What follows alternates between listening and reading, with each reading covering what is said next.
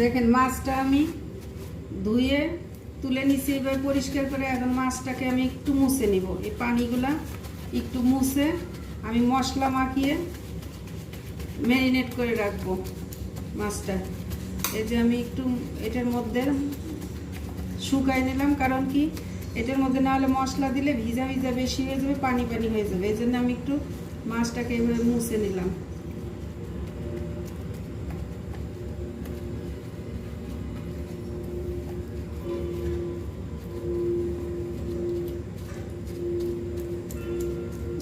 মাছটা পরিষ্কার হয়ে গেছে, এখন আমি একটু লেবু দিব, লেবুর রস এইভাবে দিব।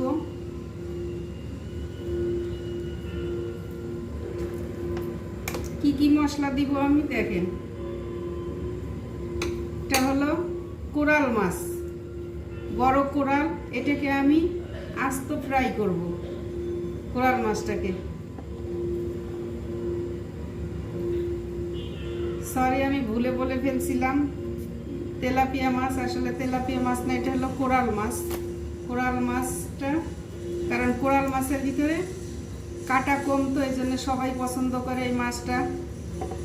ভাজলে একদম পাট পাট উঠে আসবে, খুবই মজা লাগবে। আমি এটাকে লেবু দিয়ে মাখাই নিলাম। এখন আমি দিব একটু রসুন বাটা। রসুন বাটা দিয়ে এইভাবে মাছের ভিতরে এইভাবে দিয়ে নিব। রসুনটার সুন্দর একটা ফ্লেভার আসে।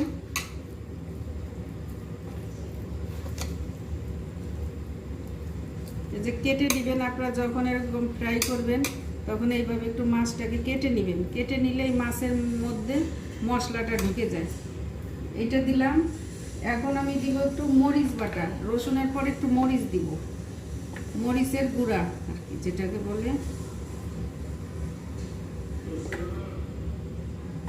বেশি করে দিবেন, কারণ শুকনা ফ্রাই তো, যার জন্য ঝালটা যাতে বেশি হয়।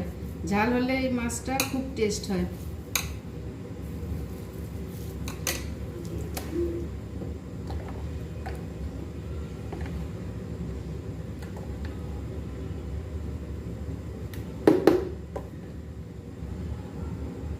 মরিচের গুঁড়া দিলাম।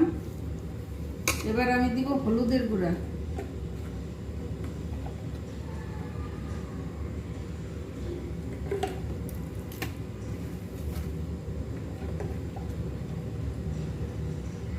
হলুদের গুঁড়া। এবার আমি দিব লবণ।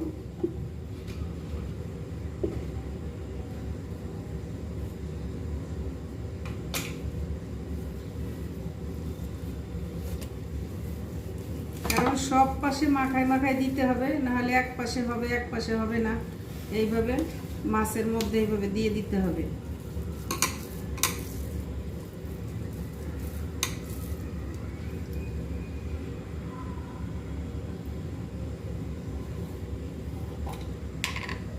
এটা দিব আমি জিরার গুঁড়া। জিরাটাকে ভেজে গুঁড়া করে নিছি, সেই গুঁড়াটা আমি দিয়ে দেব।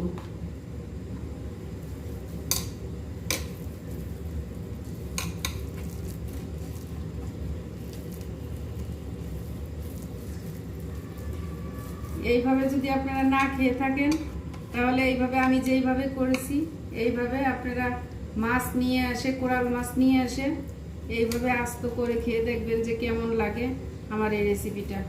আমি যেইভাবে করি ঠিক সেইভাবেই করবেন, দেখবেন এটা খুবই একটা মজার খাবার।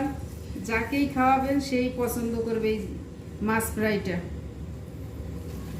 বাচ্চা বলেন, বাচ্চারাও পছন্দ করবে। কোনো মেহমান আসলে এইভাবে সামনে দিলে তারাও খুব পছন্দ করবে। একটা নতুন খাবার। দেখবেন আমি যেই চাটনিটা তৈরি করব সেটা একটা আলাদা ধরনের একটা চাটনি, আমি নিজেই করব সেটা। দেখবেন আগে মাছটাকে আমি ম্যারিনেট করে রাখি, তারপরে আমার চাটনি করতে কি কি লাগবে সেটা আমি আপনাদেরকে জানাই দিব। এখন এটা 10 মিনিটের জন্য এইভাবে ম্যারিনেট অবস্থায় থাকবে।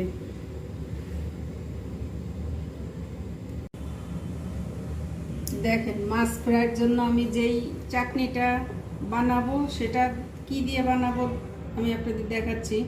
এটা আমার রসুন লাগবে কিছু, আর এই ধরনের লাল মরিচ লাগবে, কাঁচা ওই যে যেটা লাল আর কি, শুকায় নেই, এই কাঁচা মরিচটা লাল লাগবে। আর লেবুর রস লাগবে, আমার বেশি লেবু নিছি, আর লবণ।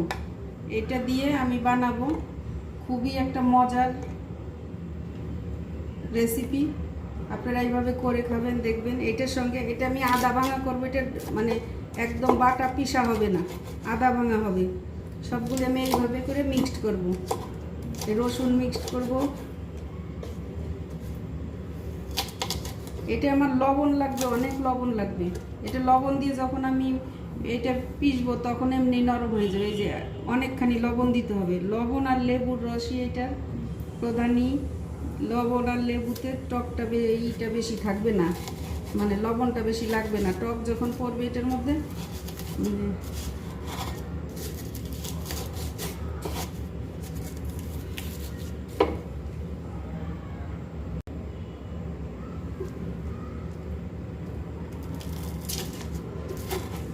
রসুন দিলাম, এখন এইভাবে মরিচ দিচ্ছি, বেশি করে মরিচ দিতে হবে। আর রসুন, লবণও বেশি দিতে হবে, সব পরিমাণেই বেশি। লবণটা অনেক দিতে হবে, না হলে এটার স্বাদ লাগবে না। দেখেন এইভাবে করে একদম মানে পিষে ফেলাবেন না, একটু আস্তে আস্তে থাকবে, এরকম যে আমি যেইভাবে নিচ্ছি।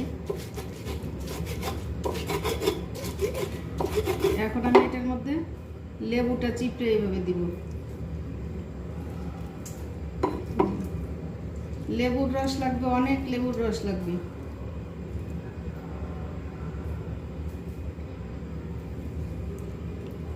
আমি একটা মাছের জন্য বানাবো, তো এই জন্য বেশি বানাবো না, কিন্তু আপনারা যখন বানাবেন যদি বেশি করে বানান তাহলে বেশি করে লেবু নেবেন। আমি এখানে 3টা লেবু নিছি, আপনারা নিলে এরকম 4টা 5টা লেবু নিতে পারেন, লেবুর রস বুঝে। এই লেবুর রস আছে অনেক, যার জন্য আমি 3টা নিছি।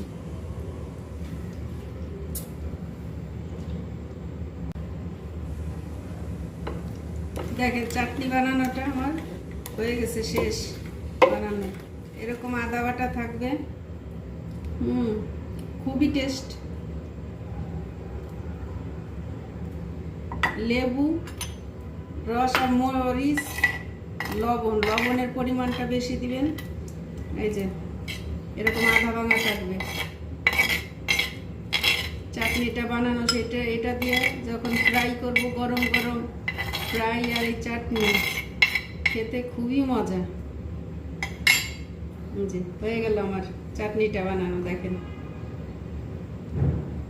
ঝাল যে যেরকম খান সেইভাবেই দিবেন, সেই পরিমাণ মতো দিবেন যতটুকু খান। কিন্তু এই মরিচটা লাগবে এই ধরনের লাল মরিচ, মানে শুকায় নাই, লাল মরিচ, এটা দিয়ে করবেন।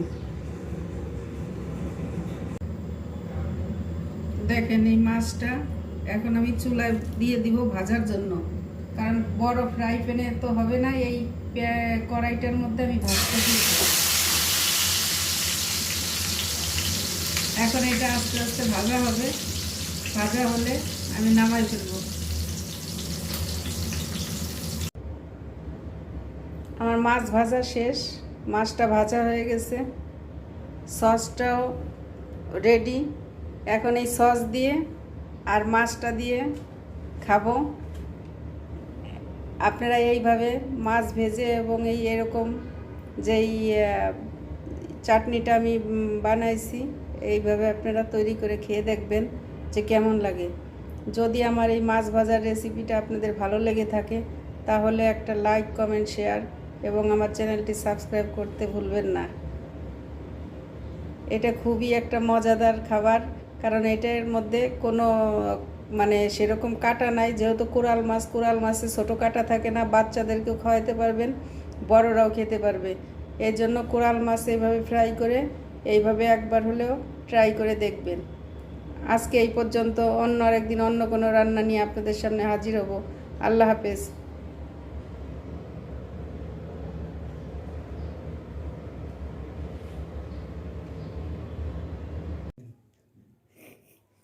মাছটা এখন পরিবেশনের পালা। দেখেন কিভাবে খাচ্ছে, ভাজা হয়ে গেছে, এখন খাওয়ার পালা। কিভাবে খায় দেখেন।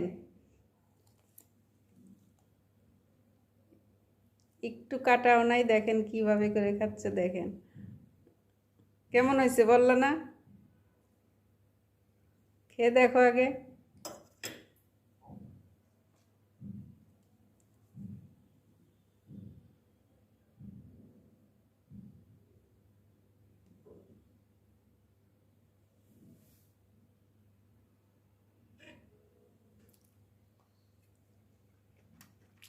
দারুণ। তোমার সস খুব মজা। ভালো হয়েছে, সস। এই সস দিয়ে এই মাছটা খুব মজা লাগে। দেখো আসলে মানে এই সসটা খুব মজার, ঠিক না? চাটনিটা যেইভাবে করা হয় আর কি, চাটনির মাছ মতো তো করে। সুস্বাদু। মাছটাও তেল, যেহেতু কোরাল মাছ সেহেতু তেল বেশি। এটা গরম গরম পরিবেশন করলে খুবই মজা। আপনারা এইভাবে করে খাবেন।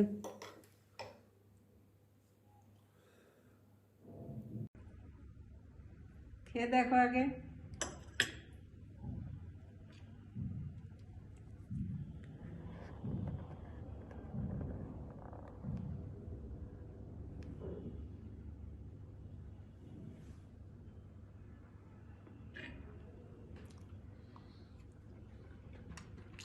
দারুণ। তোমার সস খুব মজা। ভালো হয়েছে, সস। এই সস দিয়ে এই মাছটা খুব মজা লাগে। দেখো আসলে মানে এই সসটা খুব মজার, ঠিক না? চাটনিটা যেইভাবে করা হয় আর কি, চাটনির মাছ মতো তো করে। সুস্বাদু। মাছটাও তেল, যেহেতু কোরাল মাছ সেহেতু তেল বেশি।